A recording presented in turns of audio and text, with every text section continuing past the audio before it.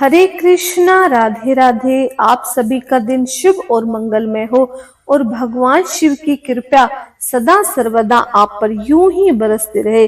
तो आइए आज हम लोग श्रवण करेंगे वैशाख मास के अध्याय 24 का।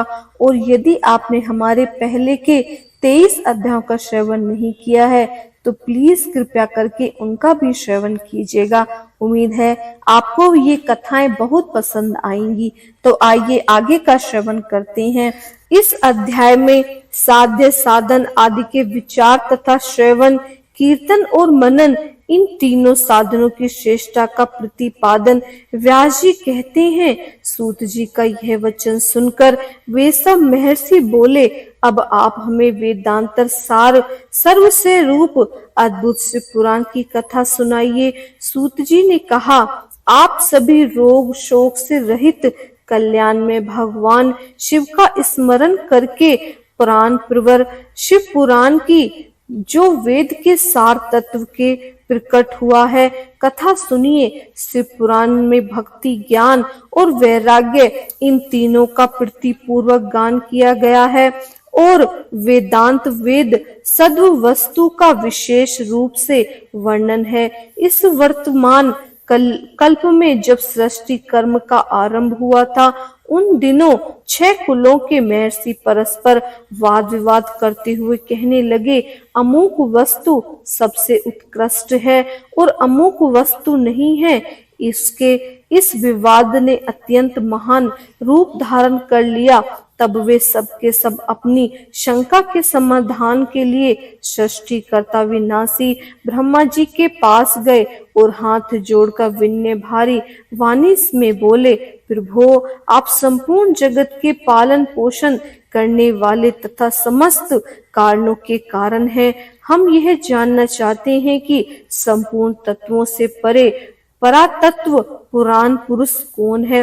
ब्रह्मा जी ने कहा, जहाँ से मन सहित वाणी उन्हें न पाकर लौट आती हो तथा ब्रह्मा विष्णु रुद्र और इंद्र आदि से युक्त यह संपूर्ण जगत समस्त भूतों एवं इंद्रियों के साथ पहले प्रकट हुआ है, वे ही ये देव महादेव सर्वज्ञ एवं संपूर्ण जगत के स्वामी हैं। ये ही सबसे उत्कृष्ट हैं। भक्ति से ही इनका साक्षात्कार होता है, दूसरे किसी उपाय से इनका दर्शन नहीं होता।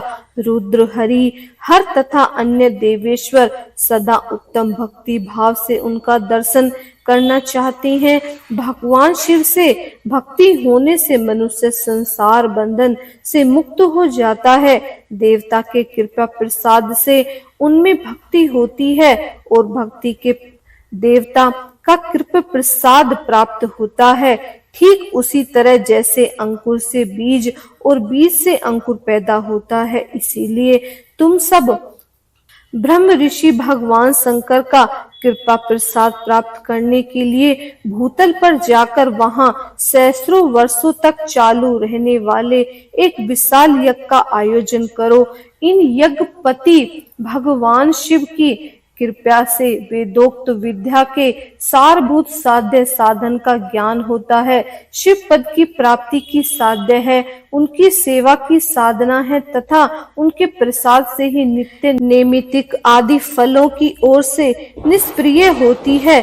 वही साधक वेदोक्त कर्म का अनुष्ठान करके उसके महान फल को भगवान शिव के चरणों में समर्पित कर देना ही परमेश्वर पद की प्राप्ति होती है। वही सालोक्य आदि के क्रम से प्राप्त होने वाली मुक्ति है। उन पुरुषों की भक्ति के अनुसार उन सबको उत्कृष्ट फल की प्राप्ति होती है। उस भक्ति के साधन अनेक प्रकार के हैं, जिनका प्रतिपादन साक्षात महेश्वर ने ही किया है। उनमें से सारभूत साधन को साक्षात करके मैं बता रहा हूँ।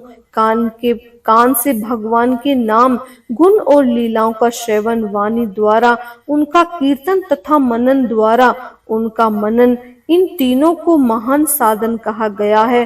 तपस्या यह है कि महेश्वर का श्रवण, कीर्तन और मनन करना चाहिए। यह श्रुति का वाक्य हम सब के लिए प्राणभुक्त है इसी साधन से संपूर्ण मनोरथ की सिद्धि में लगे हुए आप लोग परम साध्य हो।